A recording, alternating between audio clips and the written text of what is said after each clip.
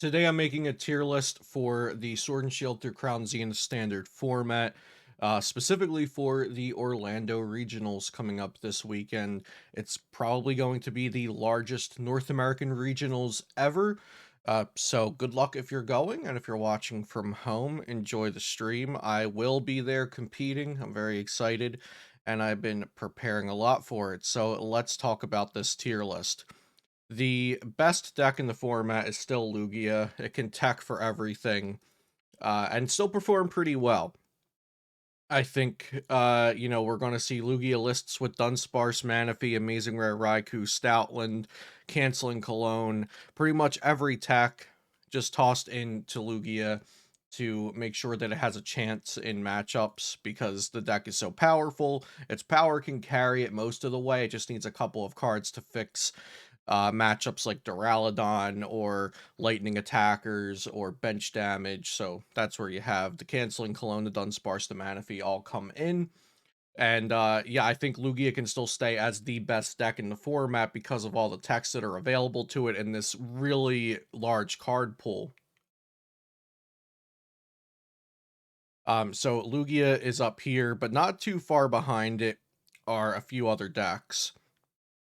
I think Mewpath, Mew with double turbo energy, no fusion strike energies, is an incredible deck. Very consistent at doing what it wants to do.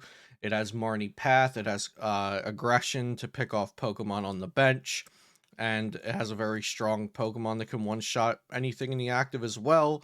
Max Miracle to go through effects of attacks. Very strong all around. I think both of these decks will be over 10% of the day one meta. Lugia will probably be closer to 20%. Mew will probably be closer to like 12%, I think. And then next we have Lost Zone box with Amazing Rare Rayquaza. This archetype is going to be the most popular Lost Zone box variant. And Rayquaza is really good because it can one-shot anything. Especially in the lists playing 5 types of energy. With those 2 psychic energies in the deck, you can do 400 damage with Rayquaza's Amazing Burst. And it also has the versatility of, being a Lost Zone deck. So you have Cramorant, you have Amazing Rare Raikou, you have Sableye, Zigzagoon if you choose to, Scoop Up Nets, a lot of, and room for tech cards and room for surprises in there as well. So a very versatile deck and a deck that also has raw power thanks to the Rayquaza. I think this will be a high-performing deck and will be the most popular Lost Zone variant, probably around 12 to 15% of the day one meta, I think will be Lost Zone Ray. Next is Lost Zone Kyogre, which on this tier list here, pre-made, was depicted by Comfy with Dragonite. This will be the second most popular Lost Zone deck. It's arguably just as good or better than Lost Zone Ray, but doesn't have the same amount of performances to back that up. But I think that might change this upcoming weekend. I think more people might be trying out the Kyogre version. Regis, I actually there are a lot of decks right now in my mind that are contending for this tier A, tier 1 position. So I think I'm actually going to have more decks in tier 1 than I normally would in a video like this because there are a lot of viable decks, and Regigigas has a really great matchup spread, and I think Regigigas is has been performing like a tier 1 deck. It has, oh, it's overtly strong. It has type advantage against a lot of decks.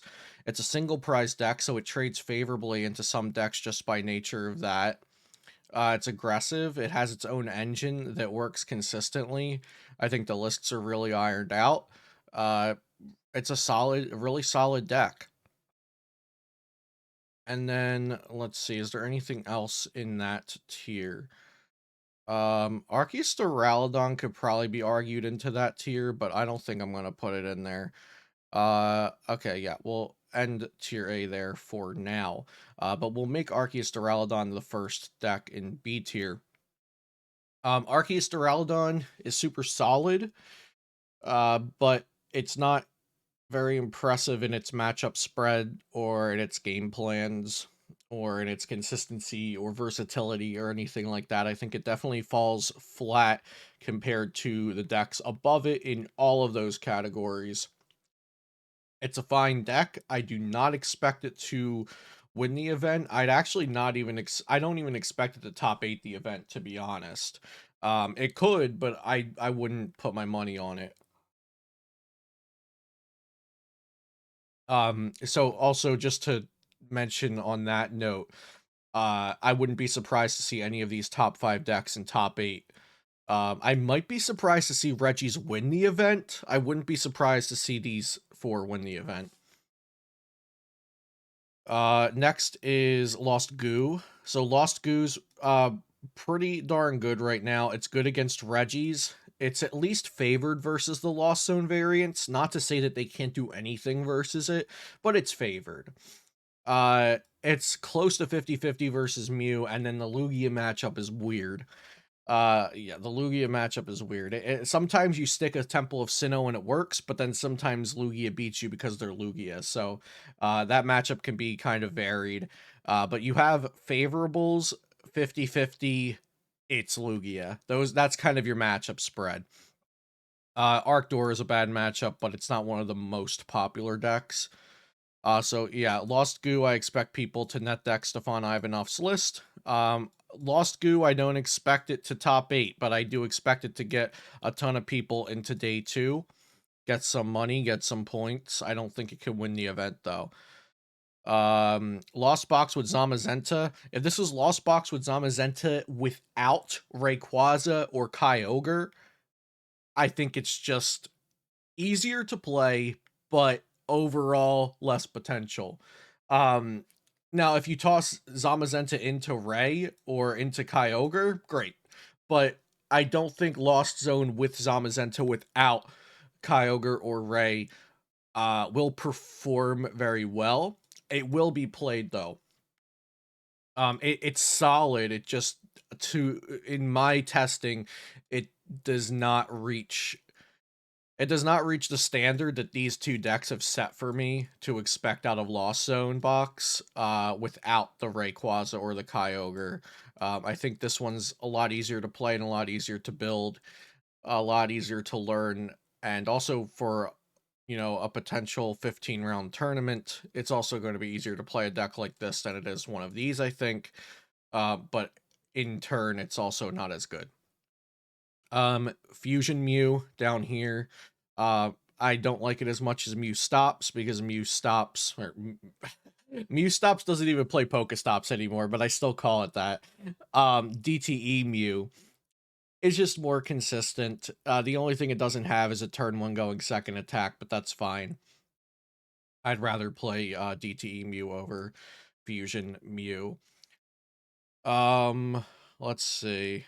We have Vikavolt down here as well. It won a tournament and it got second at a tournament and does nothing else. We'll see this weekend if this deck has been the dark horse that will finally show up in troves, or if it is just going to be that deck that one person does well with every now and again.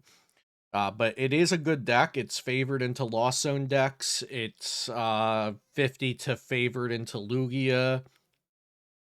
It's weird against Reggie. These 2 aren't the matchups you exactly want to see. Lost Box Zam is actually, like, the good thing about Lost Box Zam is that you'll be better into Vikavolt. Although Vikavolt will probably be played by like 25 people at a 1,600 person event, so I don't really take that very heavily. But yeah, I think Vikavolt deserves to be a B tier deck. I don't know if its popularity or success will reflect that as much as the other B tier decks. Let's see what else we have. Palkia Inteleon is like solid, but it has its problems. Arceus and Teleon, same thing, solid but has its problems. Rotom V-Star loses to Lost Box decks. Eternatus Wheezing looks great on paper, but it's not. Zoroark Box loses to Lost Zone decks. This is just worse than the other Vikavolt version. Um, Frostmoth Box does function, but it's also worse than these decks. So, okay, so Radiant Eternatus Duraludon, I've actually tested it a lot. Um, and it's better than the community thinks, but still not good enough for me, in my opinion. It could even be argued up into B tier, but I don't think people are going to play it. I don't think it even needs to be on your radar, and I think Lost Goo might might outclass it. Like the things that I wanted, the reasons I was testing Radiant Eternatus with Duraludon Pika, I think it turns out that Lost Goo can just do those things better. So that's why I have it a tier below Lost Goo. Arceus box, sure. We'll put Frostmoth down here. Control can always have a shot, and we'll put this down here as well. Um, actually, this goes down here.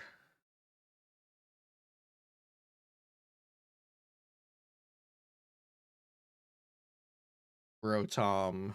Okay, that looks better. Yeah, so that is my tier list for Sword and Shield through Crown and Zenith. I think I gave my explanations pretty well throughout all of the decks and throughout all the archetypes, but if you have any further questions, please leave it in the comments down below, or you could join the Discord, ask around there, start some discussion. Be sure to subscribe to the channel for daily Pokemon TCG content.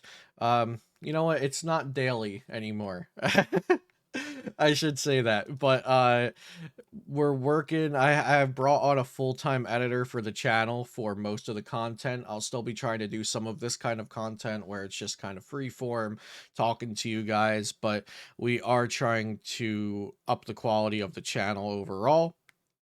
And so yeah, the content won't be daily anymore just because we're trying to put out better content. Um but yeah, I hope you guys are enjoying it all. Let me know if you have any feedback on anything that I'm doing. You know, I'm still just a guy with a YouTube channel, so I really appreciate everyone's feedback and everybody's opinions. So thanks for watching, and I'll see you next time here on Celio's Network.